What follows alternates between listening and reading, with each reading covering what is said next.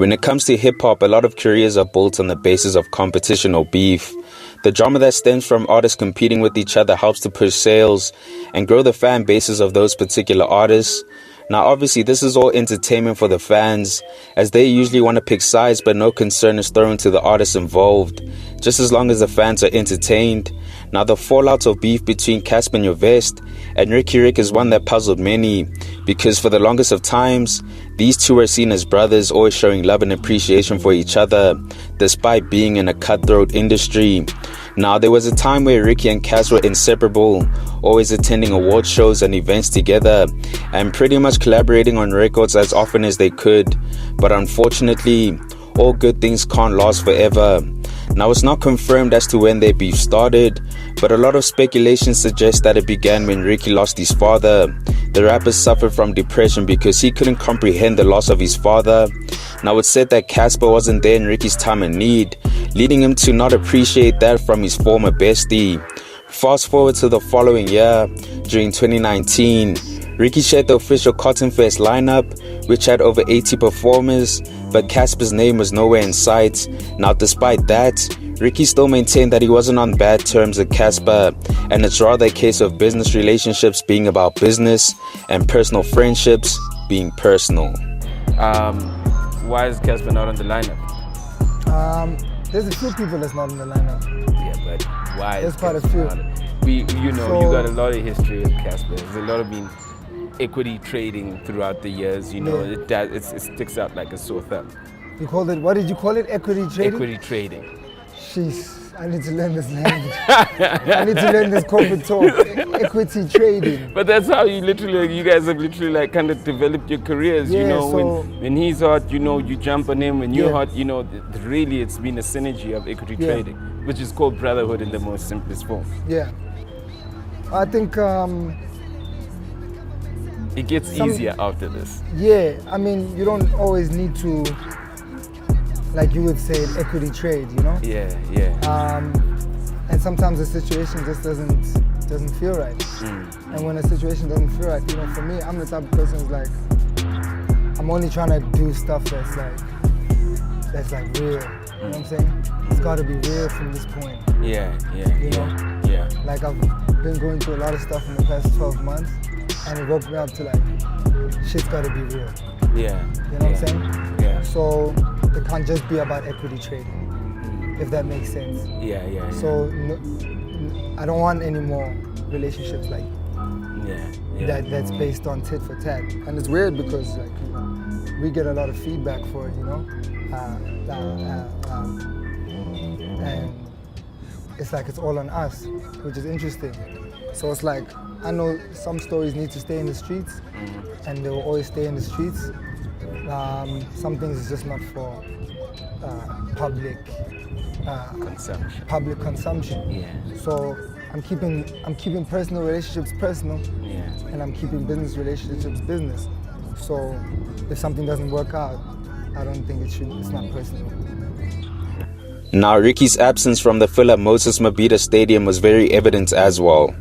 You're saying that there's the relationship with yourself and Cassper basically has about being equity trading over the years, and you feel that you want a genuine sort of friendship. I don't know. I don't know whether you want. Yeah, I would love I would love real friendships right now. Okay. I would love real friendships, and I would love my friendships not to be mixed with what we're doing on the business side. You get what I'm saying?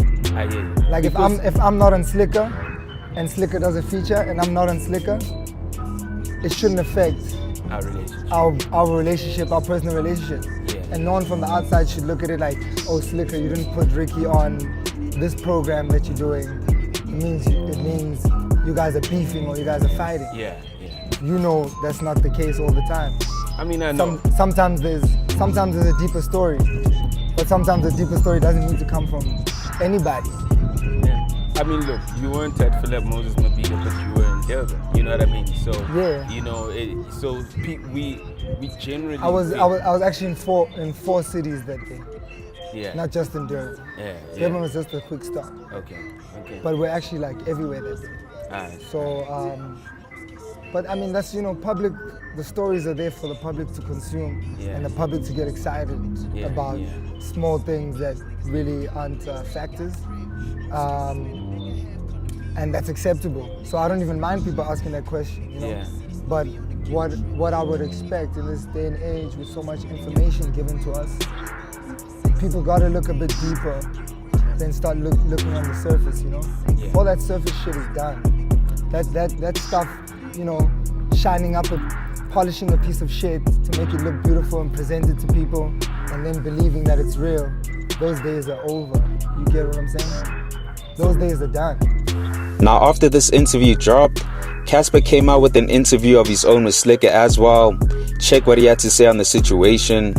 Riky spoke in public about whatever he wanted to speak about. You know what I mean? And if he regrets that, then, that means that he should have known better. You know what I mean? To be honest with you, till right now, we still haven't gotten to the bottom of what actually happened. I'm one person, I'm not confrontational. I'm like, as soon as I see that the energy's off, I'm out. Like, I don't even want to know. As soon as I see, unless you come to me and say, yo, 1, 2, 1, 2, you know what I mean? So that interview, I remember seeing it, I was like, confused, disappointed, and hurt. But I've been through so many of those that I was like, damn, I didn't think this would happen with Riky. But I'm like, I had to gear up because I knew what was about to happen. When I say I don't even celebrate the failures of my enemies, even my enemy's enemy is not a friend of me. Like, that was that situation, because I knew that, okay, from now, I know that this dude is gonna come with this dude, and then this energy, then it's gonna be fuck Cassper as a collective, you know what I mean? And I had to gear up, so I had to, say, okay, let me get ready, in case this happens. There was a couple of subliminals, in songs I could hear. I was like, all right, okay, cool. It's not direct, but I know this is for me. And then I was like, okay, then I have to take that approach too. If somebody's not going all out at me, I can't go all out at them. You know what I mean? But I definitely have to say something that lets them know that I'm not gonna, I'm not gonna back down. I'm following your lead. However far you wanna take it, I'm gonna go that far. So it was not you. There was my friend who decided to do that and then follow up and did other things, and I had to do what I had to do. And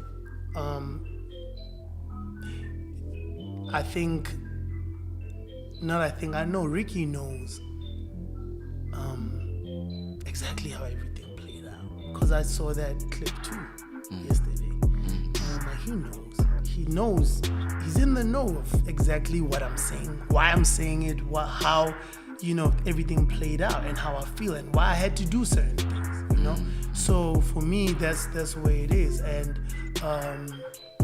I don't think you're an instigator, because I know we spoke about a situation like that where I feel like some niggas just instigate bullshit and just for views and all that shit. And I don't think that's what you did at that point. I think it was just an interview that got to a point where he expressed himself, just like right now I'm expressing myself, and there's going to be backlash from what I'm saying, or there's going to be some kind of response from what I'm saying. So I don't think you were an instigator. I think you did what you had to do, and you gave him a platform to express himself, and that's what he did. And had that interview never happened, I would have probably never known that he felt like that. Now, when telling this story, it's also important to reference the feud between Cassper and AKA. I mean, the beef between them has crossed different realms, where there's been friendly competition in records, to physical altercations in person as well, and just disrespectful jabs at each other over social media. So these two were clearly rivals, and always left the game divided, having fans to pick sides. Now, Riky was an individual who advocated for peace, positivity and growth within the game. Not really picking sides when two individuals were at odds with each other. Now, despite being really close with Cassper, Riky also had a friendship or relationship with AKA as well. So I'm just assuming here, but I don't think that sat well with Cassper, further creating divide between Riky and Cass. I finally understand that I'm not only competing with my enemies. You know what I mean? I'm competing with everybody. I'm competing with people who are right next to me. You know, at any given point, the guy who's next to me can actually take the sword and slit my neck because he wants to be number one. And I finally understand that, and I'm not offended by it anymore. But like, I just want to let niggas know that I'm ready. You know what I mean? If it goes there, I'm ready, and I'm finally like prepared to lose anybody who's right next to me, just for me to remain where, you know, I belong, because I worked for it. You know what I mean? Now, in a series of deleted tweets, AKA insulted Cassper and his parents as a way of getting him to sign the contract to their boxing match. Now, I'll admit, Mega was definitely out of line for the things he said. So I can understand why Cassper didn't want to meet AKA halfway in completing their contract negotiations. Now, Riky, being a neutral party when it comes to these two individuals, he was advocating for them to squash their beef. He tweeted the following saying, "The AKA Cass beef is exhausting for the game. It might be exciting for Twitter, but behind the scenes it's something most rappers keep quiet on because it's draining the life out of the culture. I don't condone AKA coming for Cassper the way he did, and never will, because even though we haven't been on the best of terms, I still have love for him, his team, and his family. When it went down a few weeks ago, I reached out and called AKA about it, didn't bring it to Twitter because of course people were gonna say, you're switching sides again, etc. There's no winning. This is real life for me. It's not a soccer match where we choose sides. There's nothing more I want to see in my lifetime than those two squash the beef, and for everyone to work together on doing big things for the culture. I hate watching them fight. I hate not being in Cass's life because we had many great times together, and not too stubborn to say I miss him as a homie. I gain no joy in seeing him being attacked by anyone. He's in the trenches, investing everything, building something real for hip-hop. I'm not on anyone's side. It's not about side anymore to me. I want to see everyone win, want to see everyone feeding their kids and leave a legacy, want to see everyone find the right formula for success."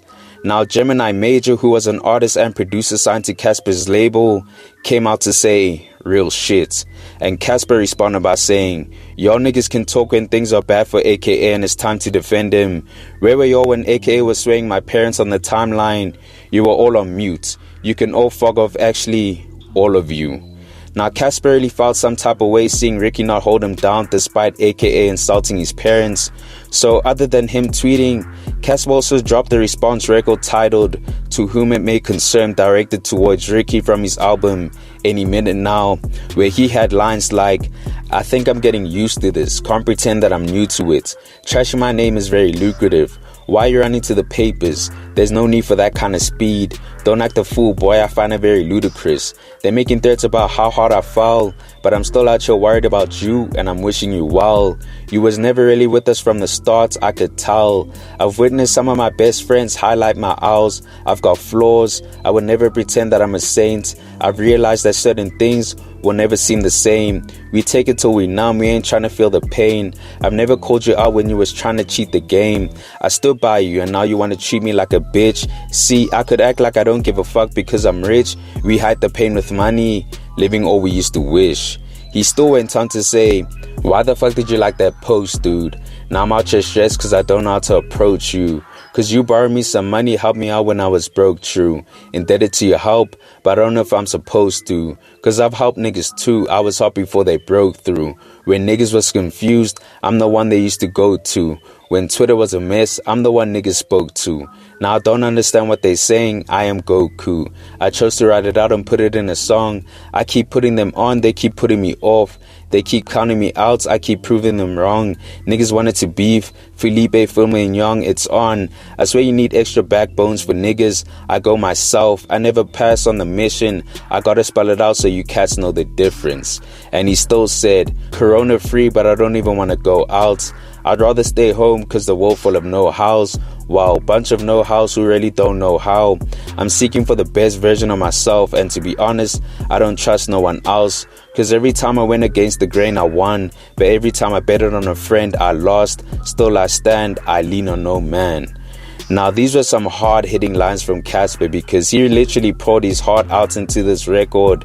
It's apparent that Cassper felt hurt from certain things that happened within their relationship, but Riky himself understood why Cass dropped the record. Check this out. Which will lead me to asking about Cassper.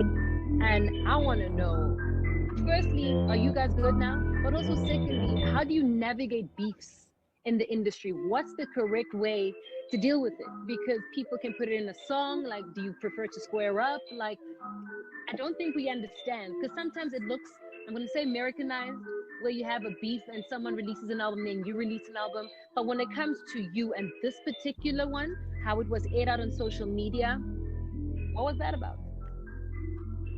Well, if not to dwell on that point too much, but if I could say something that would make sense to people that I'm invested in the story, not just want to see the car crash, because it's a car crash, right? It's a fuck up, because I would love to be good. I would love to be okay. I'd love to be alright, and I've communicated that many times, but I feel like for him to do that record, whether he says it's not about anyone or whatever, for him to do that record, he needed to do that record, and I accept that. When I heard the record, I was coming from a position of, we've been speaking, we've been texting, we've been talking about my kids, we've had phone calls where we've talked. So I was more taking it like it's a situation, the fuck-ups that have happened in our relationships will get sorted out behind the scenes, right? Yeah. So I was taking it that way. But I fully understand someone putting it on a record and saying whatever he said, whether it applies to me or anybody else, whoever it's for, people can decide, right? I get that part, so I have no beef with that. I have no beef with anybody. I get people getting out their emotions. What I will say is that my goal is for people to actively try get into better situations. So sometimes you have to decide, like, are we going to try to get into a better situation? I'm in a relationship and I've got 2 kids, and when we're fighting with Bianca, my partner in life, my partner in business, my partner in love, my partner in family, when we're fighting, we don't have any other option but to hate each other, point out our mess ups, and say, okay, this is where I'm going to try to get better. She might run to my family, she might run to my mom and say, look what he did. She might go tell the story to the whole world out of anger and frustration, and that's cool, and I might do the same. But at the end of it all, we're doing that to try and get into a better place. We're not going through hardships in relationships to try be at war. We should be going through hardships in relationships to try and get into a better place, So my mistakes, talking publicly, maybe to talking to Slicker, maybe was an issue he couldn't let go of. I understand that. I fully understand that. I've got some issues that are hard for me to let go of. I hope he understands that. Okay, we understand we've got some issues. Okay, what's next, What's next? Because, it's not going to turn into a beef or a fight, because I've got love for you. I've got love for your family. I'm happy you've got children now. I'm happy things are going well. What's next? What is next? So that's my position on the situation. Now, because Cass and Riky were so close to each other to the point where they considered themselves as brothers, their fallouts affected a lot of people around them, including Cassper's mother. This was my brother, dog. Like, this was my mom's son. You know what I mean? Riky slept in my mom's bed, bro. You don't do that for everybody. I was comfortable enough to bring Riky to my home when things were not 100%. You know what I mean? This is when I was still hustling. I was comfortable enough to say, this is where I'm from. You know what I mean? And that was my brother. So, like, imagine, like, when that thing happened, my mom, like, called me, like, hurt. Like, my sons are fighting. What's going on? Like it's not a small thing. So I had to make a decision to say, because I'm not sure of this, I'd rather just let it go. It's either I don't know if it's, in fact, I don't even know if it's possible to fix it, because I'm not okay with not, being 100% sure if we're good or not, or if you think I'm a cool person or not. If you think if there's a doubt in your mind about the person you think I am, that I don't want to be around you.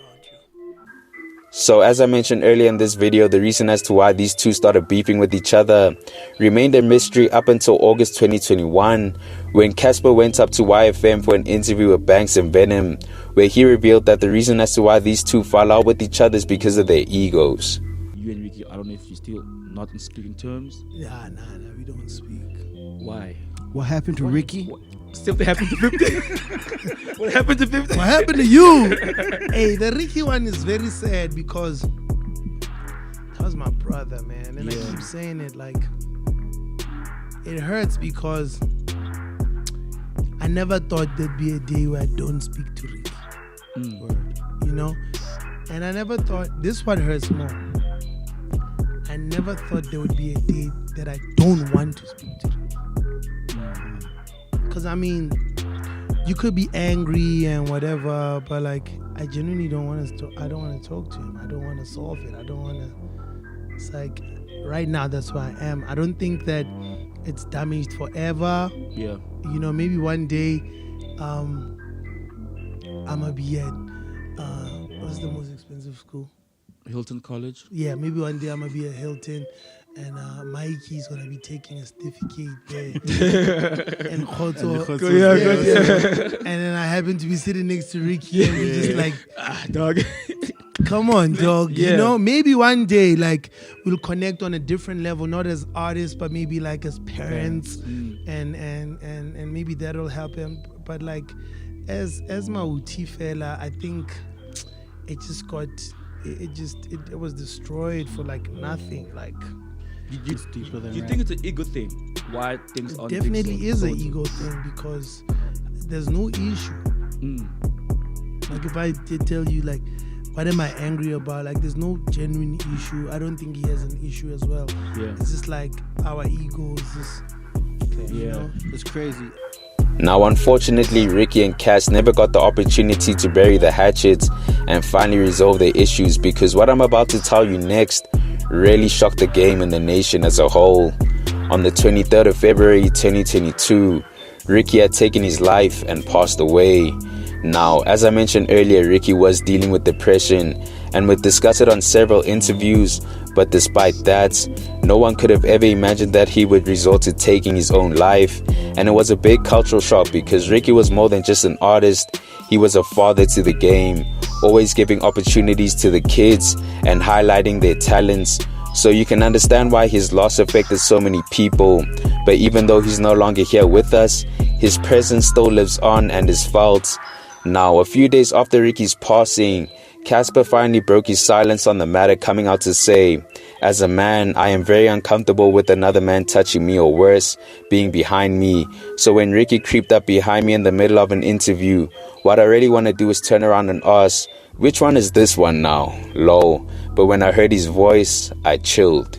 And he also came out to say, Riky was not a normal human being. You go through life, you meet a lot of people, but then you meet special people, and you know it, and he was so special. Like, I always say, Riky was everything I wanted to be, everything.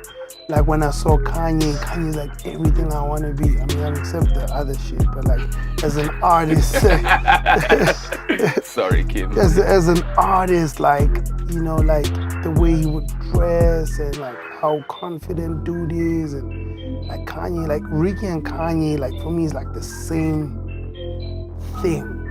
Like Riky was like perfect in my eyes. Like I didn't understand how someone could be so cool and so intelligent and so articulate and so fresh and so loving and so real, you know, so loyal. Like, so it's so hard to lose someone like that as a fan, as a friend, as a brother, as a colleague, you know, cause like without Riky, like then what? Like how you can't replace him, you can't draw what you used to get from him from anyone else, you know, and the manner we also lost him is like so hard to accept because of everything I mentioned. Because in our minds, everything works together. Everything has to make sense. Yes. In our minds.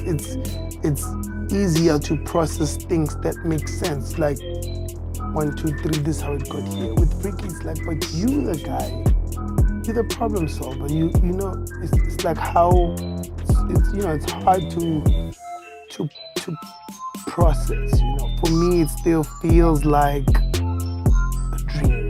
It's one that I haven't accepted. I don't think I will soon.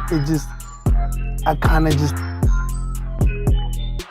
carry on with life, but every time, as I'm sure you can see, like when I have to actually think about it, like it's either I break down or I just become speechless. I don't know how to express exactly what I feel, you know. And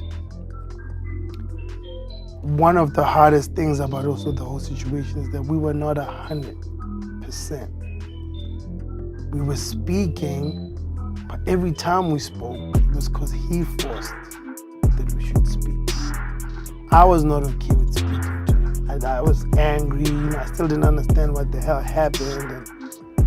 But he would talk to me like there was nothing wrong, you know, and I would stare at him thinking, are you crazy, bro? Like, can we start with what happened, you know?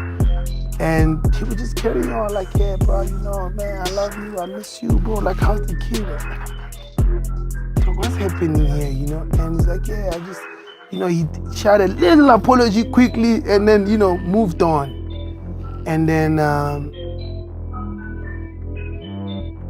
he sent me a message, I didn't reply. And then we met in Polokwane. He had just performed. And then I performed and I was away, he was around, and I'm like trying to like duck so I don't see him. He sees me as he's driving out and he parks and he comes out. Hey boys, hey, what are you? He's talking, you know, he's a dope performance, man, you killed it. And I'm like, bro, this was a very small show. Like it was one of those, you know. I think I had COVID. You know, I felt like I had COVID. I hadn't tested, but I was like, hey, there's a congra, you know, I'm not feeling well, you know. So I'm not feeling well. And this guy says, he goes on about how amazing the performance was. I killed it. Is this guy trying to compensate? But he was so genuine, like, yo, he happy, you know. And then he opened, you know, the floor to speak, and then we're talking, and then, you know, after a while, I can't now stay angry the whole conversation. And I start engaging, and I speak to him, and he's like, yeah, you know. So I'm like, I think I have COVID. He's like, no, it can't be COVID. I said, I had COVID like a month ago. He says, no, that means you're cool. Like, you can't have COVID twice in a month. And he says, yeah, he also had COVID, so he thinks that he's gonna be fine for the next 6 months. That's why he's rocking, he's not wearing masks. So we're joking about that, and then he says, yo, boys, I'm gonna be out.